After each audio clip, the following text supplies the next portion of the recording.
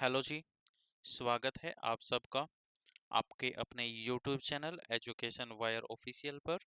दोस्तों, ये हमारी हरियाणा ग्रुप डी 2025 सीरीज की नेक्स्ट क्लास हम पढ़ने वाले हैं।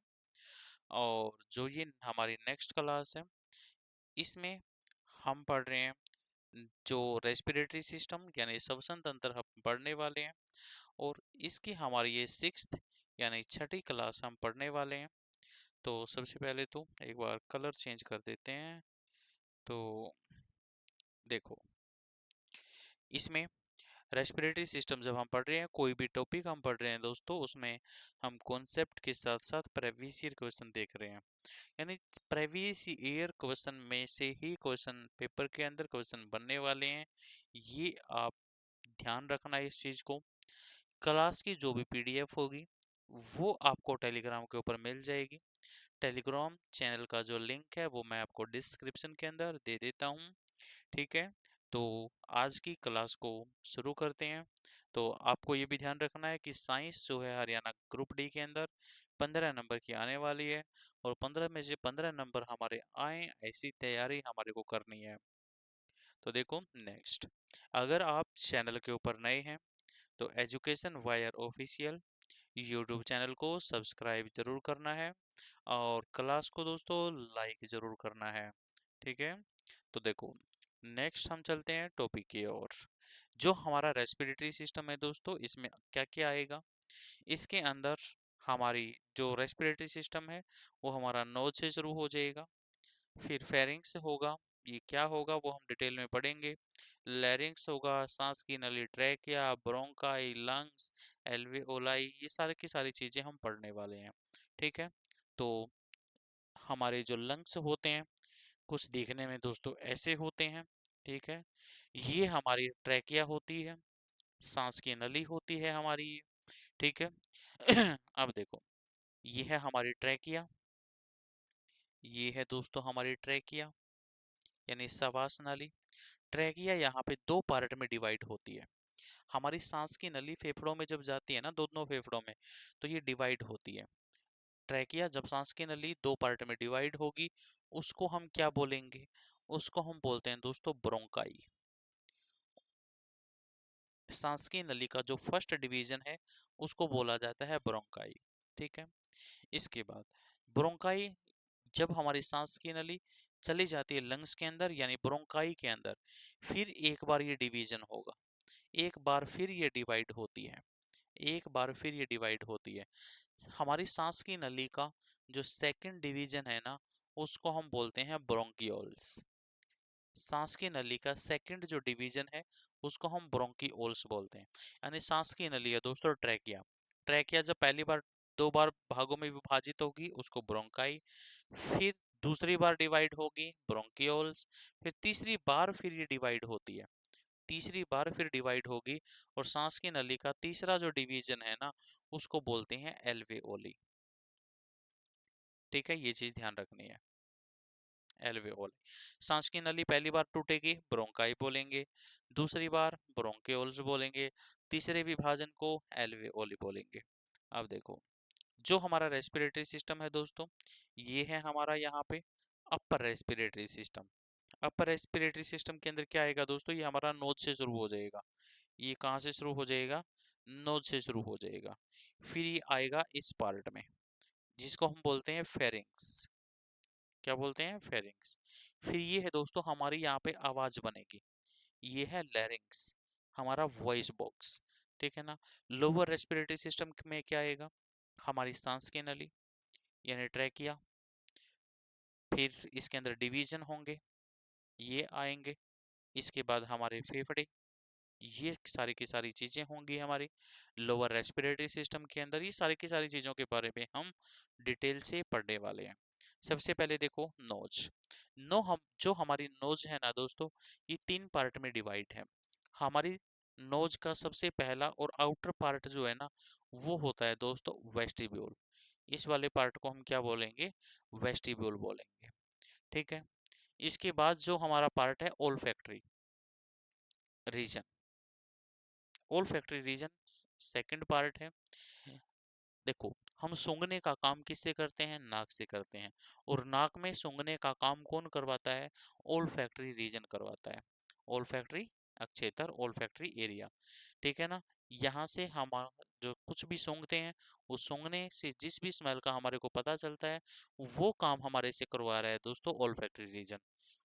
वेस्टिब्यूल क्या होता है? वेस्टिब्यूल के अंदर ये नेजल हेयर पाए जाते हैं, ठीक है ना, जो एयर को, हवा को फिल्टर करते हैं यहाँ पे, जो, ठीक है ना, साइंस जो नेजल हेयर होते हैं, ये यहाँ पे पाए जाते हैं वेस्टिब्यूल वाले पार्ट के अंदर। ये हमारी नोज का सबसे आउटर पार्ट है। इसके बाद है रेस्पिरेटरी रीजन। ये हमारी नोज का तीसरा पार्ट है। हवा के अंदर जो भी मॉइस्चर होता है, जो भी नमी होता है, उसको हटाने का काम होता है रेस्पिरेटरी रीजन का, ठीक है। ये चीज आपको ध्यान रखनी है। अब देखो, जो फेरिंग्स होता है ना नोज के बाद, हमारे रेस्पिरेटरी सिस्टम का, श्वसन तंत्र का अगला पार्ट है फेरिंग्स। देखो, हम जब सांस लेते हैं ना दोस्तों, हम सांस लेते हैं तो नाक से हमारा सांस लेने की क्रिया शुरू होती है। जब हम खाना खाते हैं तो माउथ में से हमारे खाने खाने की जो प्रोसेस होती है, वो शुरू होती है। देखो, जब हम सांस लेंगे ना, एयर आएगी यहाँ पर, एयर यहाँ पे आती है। और जब हम खाना खाते हैं ना, तो हमारा खाना यहाँ पे आता है। यानी इस वाले एरिए में है ना दोस्तों, इस वाले क्षेत्र के अंदर हमारा श्वसन तंत्र और पाचन तंत्र आकर मिलते हैं। यानी हमारे श्वसन तंत्र और पाचन तंत्र का ये कॉमन पाथ है। और हमारे श्वसन तंत्र और पाचन तंत्र एक जगह पे जहाँ पे आके मिले ना, उसी को हम बोलते हैं फेरिंग्स। उसी को हम बोलते हैं फेरिंग्स। ये कॉमन पाथ होता है हमारे डाइजेस्टिव सिस्टम और रेस्पिरेटरी सिस्टम का। इसके बाद है नेक्स्ट। नेक्स्ट है एपिग्लोटिस। एपिग्लोटिस जो है ना, ये एक स्विच है, यानी ये है एपिग्लोटिस दोस्तों। इसकी वजह से क्या होता है, जो एपिग्लोटिस है ना, इसकी वजह से हमारा खाना सांस की नली में नहीं जाता है, ठीक है ना। सांस की नली में, फेफड़ों में जाने से हमारे खाने को रोकता है एपिग्लोटिस, उपकंठ इसको हिंदी में बोलते हैं, ठीक है। इसके बाद नेक्स्ट पॉइंट है हमारा, हमारी ट्रैकिया। ये है हमारी सांस की नली। पहले ही आपको बताया है दोस्तों, जब हमारी सांस की नली पहली बार डिवाइड होती है ना, उसको हम बोलते हैं ब्रोंकाई। जब हमारी सांस की नली दूसरी बार डिवाइड होगी, उसको हम बोलेंगे ब्रोंकियोल्स। जब हम सांस की नली हमारी तीसरी बार डिवाइड होगी ना, उसको हम बोलते हैं कोपिका यानी एल्वेओली, ठीक है ना। अब देखो नेक्स्ट, इसके बाद हम दोस्तों हमारे क्वेश्चन को शुरू करते हैं। जितने भी इंपॉर्टेंट क्वेश्चन हमारे बनते हैं, वो सारे के सारे आज हम यहाँ पे पढ़ने वाले हैं। रेस्पिरेटरी सिस्टम से रिलेटेड जितने भी क्वेश्चन बनेंगे, ठीक है। तो सबसे पहला क्वेश्चन ये रहा हमारी स्क्रीन पर। देखो, प्यूबर्टी एज में यानी जवानी की अवस्था में आवाज बदल जाती है, ऐसा क्यों होता है? देखो, हम जो हमारी आवाज है ना दोस्तों, हमारी आवाज बनती है लैरिंग्स के अंदर, ठीक है ना। जो हमारा वॉइस बॉक्स है, उसको हम बोलते हैं लैरिंग्स। लैरिंग्स, ठीक है ना। इसके अंदर डेवलपमेंट होता है, इसके अंदर विकास होता है स्वरयंत्र, यानी लैरिंग्स के अंदर हमारी आवाज बनती है। इसके अंदर डेवलपमेंट होने से जो आवाज होती है, वो बॉयज की क्या हो जाती है, भारी हो जाती है, यानी उसमें गहरापन आ जाता है, डीपनिंग होती है, ठीक है ना। इसके बाद जो लड़कियां होती हैं, लड़कियों की आवाज क्या हो जाती है, पतली हो जाती है, ठीक है ना। तो बॉयज की जो आवाज होती है वो गहरी हो जाती है। वो किसके कारण से होता है? लैरिंग्स के अंदर विकास होता है। इसके बाद है नेक्स्ट क्वेश्चन हमारा, मांसपेशियों में ग्लूकोज के अनोक्सी श्वसन द्वारा क्या बनता है? देखो जी, जो अनोक्सी श्वसन जो है ना, ये होगा क्या? देखो, सबसे पहली बात तो बहुत बार क्वेश्चन ऐसा पूछा जाता है, अगर हमारे मसल्स के अंदर, मांसपेशियों में किसके इकट्ठा होने से हमारे को थकावट महसूस होती है?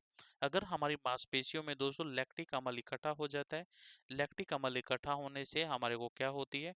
थकावट महसूस होती है, ठीक है ना। तो इसके बाद है, देखो इसका राइट आंसर क्या हो जाएगा?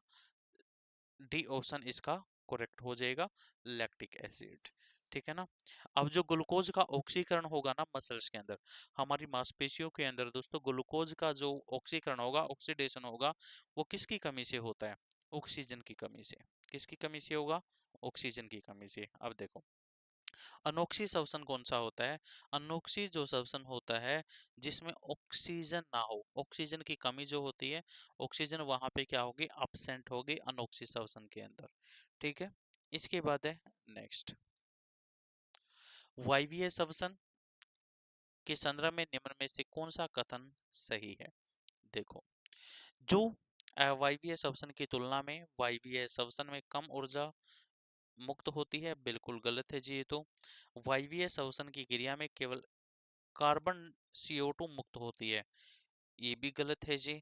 माइटोकॉन्ड्रिया में पायरोवेट के एक अणु के विखंडन के फलस्वरूप कार्बन डाइऑक्साइड के 3 अणु बनते हैं, 3 मॉलिक्यूल बनते हैं, बिल्कुल सही आंसर है जी। सी ऑप्शन इसका करेक्ट होगा दोस्तों। वायवीय श्वसन कहाँ पे होता है? माइटोकॉन्ड्रिया में। देखो, वायवीय श्वसन कौन सा होता है दोस्तों? वायवीय श्वसन वो है जिसके अंदर ऑक्सीजन की जरूरत पड़े, ऑक्सीजन की जरूरत जब पड़ती है उसको हम बोलते हैं वायवीय श्वसन, और जिसमें ऑक्सीजन की जरूरत ना पड़े अवायवीय श्वसन। ठीक है ना? अब देखो, जब ग्लूकोज टूटेगा यहाँ पर, तो यहाँ पे क्या रिलीज होता है? यहाँ पे जो CO2 भी रिलीज होगा, H2O भी रिलीज होगा, और यहाँ पे ATP एनर्जी भी बनती है। यानी जब हमारे शरीर में दोस्तों ग्लूकोज का ऑक्सीडेशन होता है ना, वहां पे क्या होगा, वहां पे एनर्जी बनती है, और वो एनर्जी जब बनेगी ना, वो ATP की फॉर्म में बनती है, एडिनो ट्राइफॉस्फेट के रूप में वो एनर्जी बनती है। ठीक है ना? जो एनर्जी का सोर्स बेहद अच्छा है हमारे हार्ट के लिए, पायरुवेट। ठीक है ना? इसके बाद देखो नेक्स्ट, ये होती क्या चीज है पायरुवेट, वो देख लेते हैं। वायवीय और अवायवीय श्वसन के बारे में भी हम देखने वाले हैं। वायवीय और अवायवीय श्वसन में जो मेन डिफरेंस है दोस्तों वो क्या है?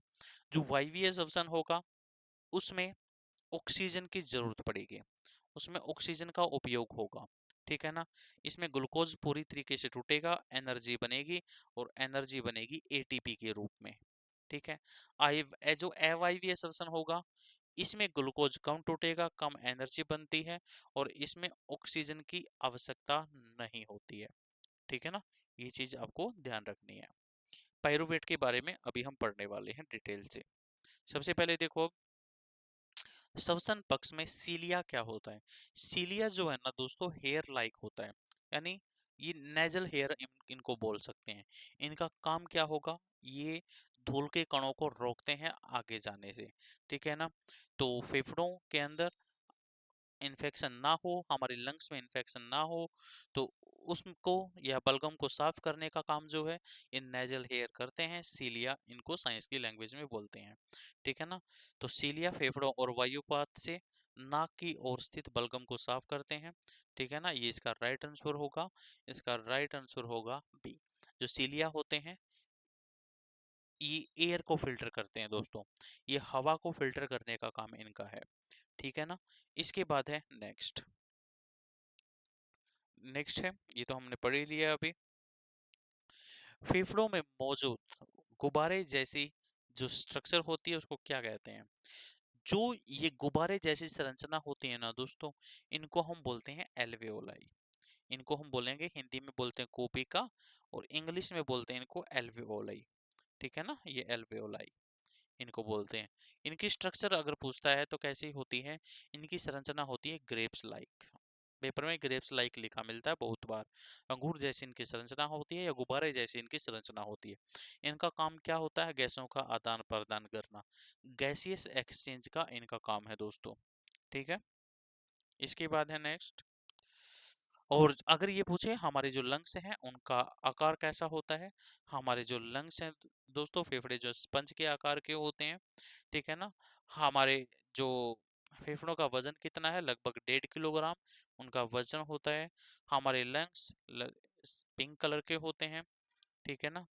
इनका हमारे फेफड़ों का काम क्या है? यहाँ पे ब्लड हमारा प्योर होता है, रक्त शुद्ध होता है, हमारे रक्त में ऑक्सीजन ऐड होती है, CO2 आउट होती है।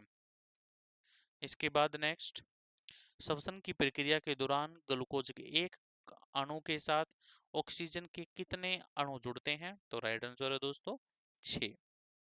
कितने होते हैं? 6 होते हैं। ठीक है ना? तो ग्लूकोज के एक अणु के साथ कितने? 6 अणु। इसके बाद है नेक्स्ट, और देखो, जब भी ग्लूकोज टूटेगा, ग्लूकोज जब ग्लूकोज को कौन तोड़ता है? यानी ऑक्सीडेशन जब ग्लूकोज का होगा, ऑक्सीजन तोड़ेगा इसको और CO2 रिलीज होगी, पानी निकलेगा और यहाँ से एनर्जी निकलती है ATP के रूप में। फ्यूल ऑफ सेल इसको बोला जाता है, कोशिका का ईंधन भी इसको बोला जाता है ATP को। करेंसी ऑफ एनर्जी, ऊर्जा की मुद्रा भी इसको बोला जाता है भाई। इसके बाद है नेक्स्ट, मनुष्य में होने वाली श्वसन क्रिया किसका उदाहरण है?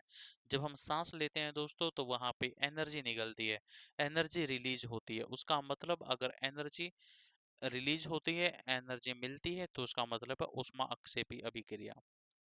ठीक है ना। इसके बाद है नेक्स्ट, निम्न में से किसकी वजह से हमारी मांसपेशियों में क्रैम्प्स यानी ऐंठन उत्पन्न हो सकती है? किसकी कमी से दोस्तों? ऑक्सीजन की कमी से। किसकी कमी से? ऑक्सीजन की कमी से ये प्रॉब्लम हो सकती है। इसके बाद है, हमारे शरीर में लैक्टिक एसिड इकट्ठा हो जाता है और हमारे को थकावट भी महसूस होती है। नेक्स्ट है, मानव शरीर में अनोक्सी श्वसन कहाँ हो सकता है? तो हमारे शरीर में जो अनोक्सी श्वसन कौन सा होता है दोस्तों, जिसमें ऑक्सीजन की जरूरत ना पड़े, और वो होता है साइटोप्लाज्म कोशिका के कोशिका द्रव में, साइटोप्लाज्म के अंदर, यानी पी ऑप्शन इसका करेक्ट होगा। इसके बाद है नेक्स्ट, निम्न में से कौन सा भाग यह सुनिश्चित करता है कि श्वसन के दौरान वायु मार्ग बंद न हो? तो कौन ये काम करता है दोस्तों? अगर देखो, ऐसा कौन सा पार्ट है जो ये देखता है कि श्वसन के दौरान हमारा जो ट्रैकिया है वो बंद ना हो? तो उसके अंदर जो ये रिंग बने हुए हैं, जो ये रिंग बने हुए हैं दोस्तों, ठीक है ना, ये डिसाइड करते हैं। ठीक है ना, उपास्थि वलय कार्टिलेज रिंग इनको हम बोलते हैं, यानी सी ऑप्शन करेक्ट होगा। इसके बाद है जी नेक्स्ट, फेफड़ों में एल्वेओली के होने का क्या कारण है? इसके कारण क्या होता है दोस्तों, हमारे जो लंग्स हैं, जो हमारे फेफड़े होते हैं, तो इनका काम क्या होगा? इनका काम होगा, जो इनका एरिया होगा पृष्ठीय क्षेत्रफल के अंदर, इनके एरिया के अंदर जो है ना इंक्रीमेंट करना, वृद्धि करना। ठीक है ना, एल्वेओली का ये काम है, गैसों का एक्सचेंज ये करते हैं। ठीक है ना, गैसों का आदान प्रदान इनका करने का ये काम है, यानी सी ऑप्शन इसका करेक्ट होगा। इसके बाद है नेक्स्ट, जो हमारे लंग्स हैं, हम 1 मिनट में कितनी बार सांस लेते हैं दोस्तों? हम 1 मिनट में सांस लेते हैं 16 से 18 बार, यानी ए ऑप्शन इसका करेक्ट हो जाएगा। ठीक है। इसके बाद, श्वसन के दौरान निम्न में से कौन से 3 कार्बन वाले अणु बनते हैं? तो राइट आंसर क्या होगा दोस्तों? लैक्टिक अम्ल और पायरुवेट। इनके बारे में समझो एक बार, ये चीज क्या है पायरुवेट। देखो यहाँ पे है दोस्तों, नेक्स्ट अगर हम बात करें, पायरुवेट के अंदर क्या होगा? 3 कार्बन मॉलिक्यूल होंगे जो ग्लूकोज के टूटने से बनता है। पायरुवेट कब बनता है? ग्लूकोज के टूटने से बनता है, ये चीज ध्यान रखनी है। ठीक है। इसके बाद, जब ग्लूकोज सेल के अंदर एंटर करेगा, वहां पे ग्लाइकोलाइसिस एक प्रोसेस होती है दोस्तों, जिसके दौरान यह 2 पायरुवेट अणुओं में टूट जाता है। ठीक है। और पायरुवेट फिर माइटोकॉन्ड्रिया में जाएगा, जहां इसका उपयोग क्रेब्स चक्कर और ऑक्सीडेटिव फॉस्फोरिलीकरण में किया जाता है, यानी जो ATP का प्रोडक्शन करते हैं। यानी जब हम सांस लेते हैं ना, सांस लेने पर जो एनर्जी बनती है उसको हम बोलते हैं ATP। ठीक है ना। पायरुवेट के अंदर 3 कार्बन मॉलिक्यूल पाए जाते हैं और ये कब बनेगा? ग्लूकोज के टूटने से बनता है पायरुवेट। ठीक है। इसके बाद, कौन सी जीवन क्रिया रासायनिक ऊर्जा को उष्ण ऊर्जा में बदल देती है, हीट एनर्जी में बदल देती है? तो राइट आंसर है दोस्तों इसका रेस्पिरेशन। बड़ा आसान सा क्वेश्चन है, श्वसन। इसके बाद है नेक्स्ट, ऊर्जा उत्पादन के दौरान जब हमारी मांसपेशियों की कोशिकाओं में ऑक्सीजन की कमी होती है, तो 6 कार्बन मॉलिक्यूल कितने कार्बन अणुओं में परिवर्तित हो जाते हैं? कितने के अंदर? 3 कार्बन मॉलिक्यूल के अंदर, यानी सी ऑप्शन इसका करेक्ट होगा। सांस लेने की क्रिया, प्रक्रिया में क्या होता है? सांस लेने की क्रिया के अंदर क्या होता है दोस्तों? एक तो हम यहाँ पे सांस लेते हैं और दूसरा क्या होता है? सांस छोड़ते हैं, यानी ऑक्सीजन यानी एयर लेते हैं और ज्यादातर CO2 को छोड़ते हैं, यानी प्रश्वसन और निश्वासन की क्रिया होती है। चलो देख लेते हैं इसके बारे में, ये चीज क्या है। देखो, यहाँ पे लिखा हुआ परसप्शन यानी अंतःश्वसन, इनहेलेशन, वायु को फेफड़े में लेके जाने की प्रोसेस, यानी जब हम सांस लेते हैं, ठीक है ना, जब वायुमंडलीय ऑक्सीजन हमारे फेफड़ों में एंटर करती है। निःश्वसन क्या होगा, एक्सहेलेशन क्या होगा, जिसमें वायु बाहर निकलती है, जिसमें CO2 कार्बन डाइऑक्साइड हवा बाहर जाती है। इसके बाद है नेक्स्ट, लड़कों में बढ़ता हुआ सवर्यंत्र गले के सामने की ओर सुस्पष्ट उभरे भाग के रूप में दिखाई देता है, जिसको हम क्या बोलते हैं दोस्तों, यानी देखो बॉयज का जो गला है ना, लड़कों का जो गला है वो थोड़ा सा बाहर निकला हुआ होता है। ये होता है कार्टिलेज के कारण, और इन कार्टिलेज को हम बोलते हैं एडम्स एपल। कंठमणि शायद इसको हिंदी में बोलेंगे, मैं इंग्लिश में बता देता हूँ, इसको एडम सेपल बोलेंगे। एडम सेपल ये कार्टिलेज होते हैं, जिसकी वजह से क्या होता है, बाहर निकला हुआ होता है गला, ठीक है ना, जो बॉयज का गला है ना, वो एडम्स एपल के कारण बाहर निकला हुआ होता है, ठीक है। नेक्स्ट है,